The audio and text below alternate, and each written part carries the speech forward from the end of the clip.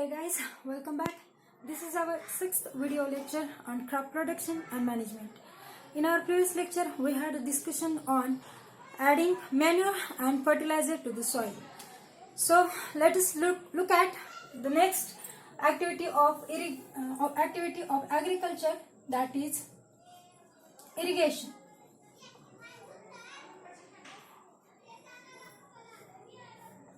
Okay. So after the application of manure and fertilizer, irrigation is done on the soil. So what does mean by irrigation? So irrigation is the supply of water. The supply of water. Okay. So simply irrigation means the supply of water to, water का supply करना है लेकिन कहाँ पर? To the crop. The supply of water, irrigation का मतलब क्या है? The supply of water to the crop at different intervals. At different intervals.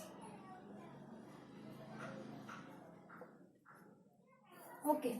So simply irrigation means supply of water. Okay. So the supply of water to the crop at different intervals. Right. So remember guys, all living organisms need water to survive. In the similar way, plants too need water for their proper growth, for the proper growth of flowers, for the proper growth of fruits, and for the seeds. Okay. So there is in the whole world, there is no such plant which can grow and survive without water. Okay. So मैं तो कहूँगी plant नहीं, ऐसा कोई भी organism नहीं है जो वाटर के बिना सरवाइव कर पाएगा. आप भी देखिए, अगर एक दो दिन के लिए आप पानी नहीं पियोगे तो क्या हाल होता है. Okay, so there is no such living organism which can live without water. Okay, so water is too much important and that's why irrigation is also important. Okay, अब प्लांट्स के बारे में देखा जाए, प्लांट्स के बारे में बोला जाए तो उनकी प्रॉपर ग्रोथ के लिए वाटर जरूरी है. And plant contains up to 90% of water. Plant body contains up to 90% of water. अब देखते हैं वाटर का इम्पोर्टेंस, एक्चुअल में इम्पोर्टेंस क्या है प्लांट के लिए वाटर का. Okay, now the importance of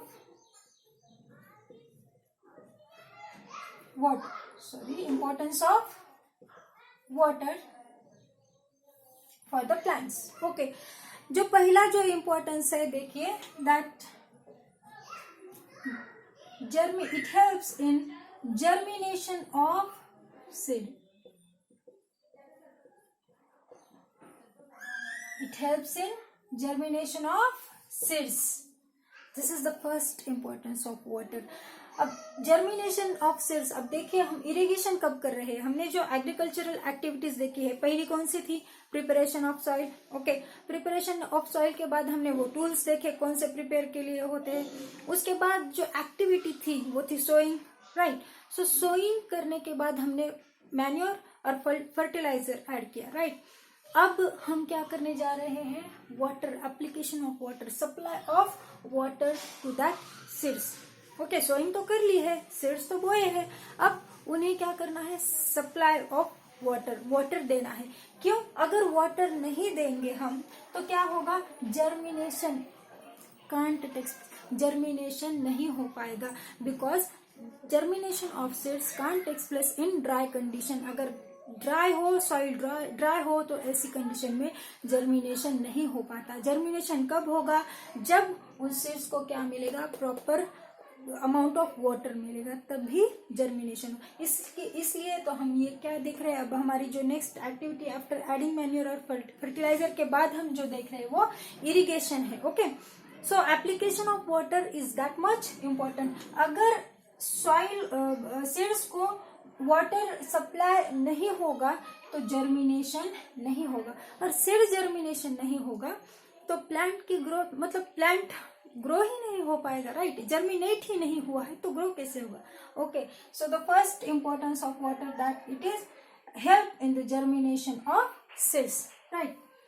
जो नेक्स्ट इंपॉर्टेंट है, it's help in the transportation of nutrients, helps in transportation of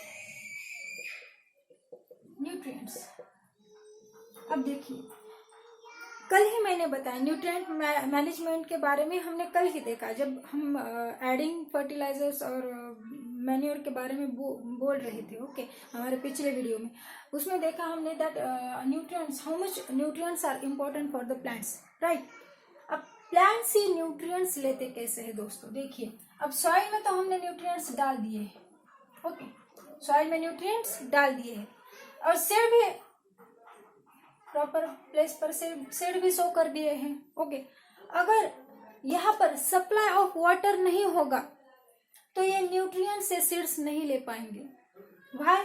because this seeds can absorb nutrients only if this nutrients जो soil में present है, अगर वो water में dissolve हो जाएंगे तो ही ये सीड्स जो है, वो प्लांट जो है, वो क्या कर पाएगा, एब्जॉर्ब कर पाएगा उन न्यूट्रिएंट्स को।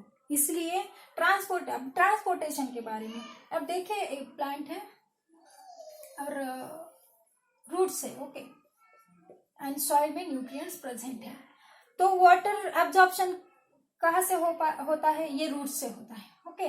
रूट पे रूट हेयर्स होते हैं और रूट हेयर से वो क्या करते हैं, वाटर को एब्जॉर्ब करते हैं।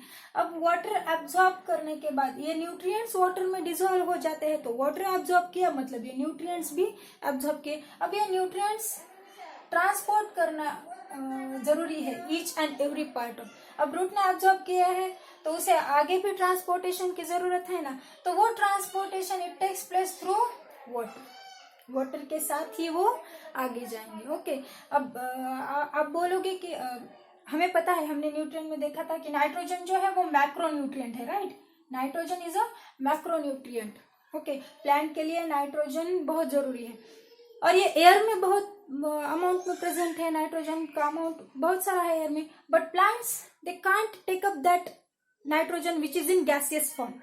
जो नाइट्रोजन गैसियस फॉर्म में है वो प्लांट्स नहीं ले सकते, तो वो कैसे प्लांट्स, जो डिसॉल्व हो चुका है वाटर में, जो नाइट्रोजन वाटर में डिसॉल्व हुआ है वही नाइट्रोजन वो एब्जॉर्ब कर पाते हैं। सो इसलिए यहाँ पर भी कौन वर्क करता है, this water, okay. Water is important for the transportation as well as absorption of nutrients, okay. जो थर्ड है importance, that is the photosynthesis. There is no need to tell how much photosynthesis is important for the plant. You have already learned in your 7th class that what is the process of photosynthesis and how much it is important. As we know, photosynthesis is the process in which plants prepare their own food, right, with the help of sunlight, water and chlorophyll. So with the help of sunlight, water and chlorophyll, plants prepare their own food, okay. अब समझो sunlight present है, chlorophyll present है, सिर्फ water नहीं है, तो क्या plants food prepare कर पाएंगे? नो वे, बिल्कुल नहीं, because water is that much essential for the photosynthesis. जिस तरह सनलाइट और क्लोरोफिल इसेंशियल है, उसी तरह वाटर भी इसेंशियल है फोटोसिंथेसिस के लिए, okay. So this is the third importance. The fourth importance, water protects crop, protects crop और प्लांट्स कहेंगे from hot air current, from hot air current. अब देखिए हॉट एयर करंट क्या है, समर में क्या होता है, जो एयर में मॉइस्चर प्रेजेंट होता है, ओके, वो सारा मॉइस्चर सनलाइट की वजह, हार्श सनलाइट की वजह से क्या होता है, ड्राई हो जाता है, एयर जो है पूरी ड्राई हो जाती है, मॉइस्चर वो इवेपोरेट हो जाता है, ओके। सो एयर ड्राई होती है और हार्श सनलाइट होता है, इसलिए जो एयर करंट्स है, ओके, जो एयर करंट्स है वो हॉट हो जाते हैं। अब ऐसे एयर करंट से प्लांट को नुकसान भी हो सकता है, okay, they may be dry up. So ऐसे एयर करंट से बचने के लिए प्रोटेक्ट कौन करता है, so this water, okay, because 90% of water plant contains 90% of water, and in such condition in hot summer who protects plants, this water which is already present in the plant. Okay, so this water क्या होता है, water protect करता है crop को और कहेंगे plant को from the hot air current. Okay, so these are the importance of water for the plant. Okay, so irrigation is important to maintain the moisture in the soil for healthy growth of crop. अब irrigation ही क्या है, supply of water है. तो crop की growth जो है अगर healthy चाहिए है तो irrigation, regularly irrigation is important. Okay, अब देखेंगे दोस्तों why irrigation is needed. Why it is needed. Okay, why irrigation is necessary. Irrigation जरूरी क्यों है? क्योंकि सप्लाई ऑफ वाटर के बारे में देखा जाए तो वो तो हमें रेनफॉल से भी मिल सकता है, राइट, रेनिंग से भी मिल सकता है. लेकिन इरिगेशन क्यों जरूरी है? देखिए दोस्तों, इंडिया में तो पर्टिकुलरली इंडिया में तो irrigation it's very important. Why? Because India में क्या है, there is a uneven distribution और कहेंगे irregular distribution.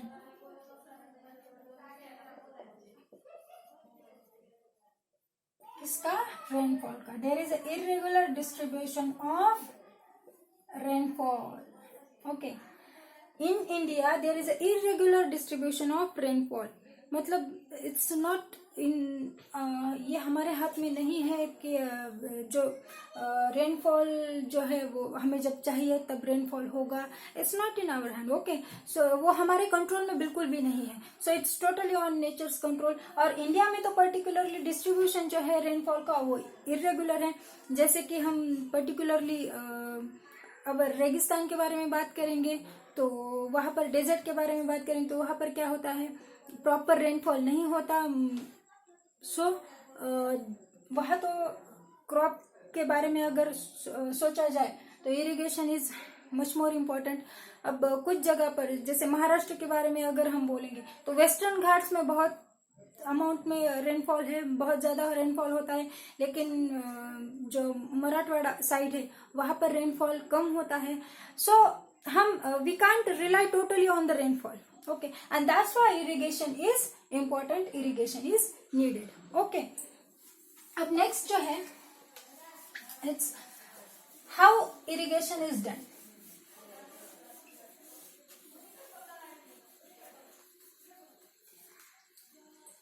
Okay, so how irrigation is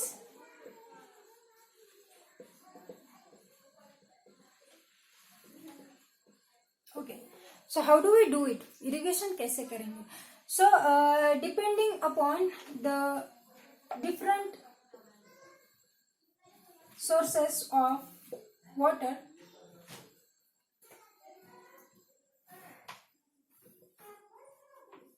so depending upon different sources of water, there are many methods of irrigations. Okay, there are different methods of irrigations depending upon different sources of water.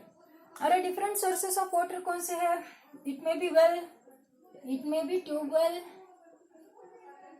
river है, lakes है, canals है, okay, etc.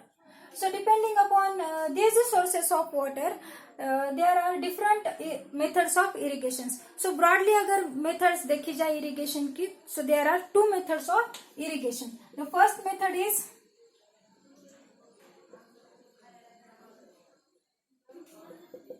traditional methods.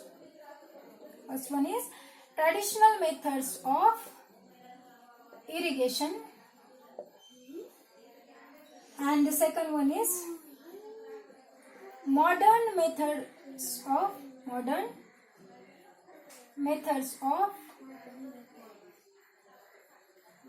irrigation. Okay, so दोस्तों ये जो है ये two methods we will discuss about it in our next video. So for today's video it's enough. Okay, so thank you so much.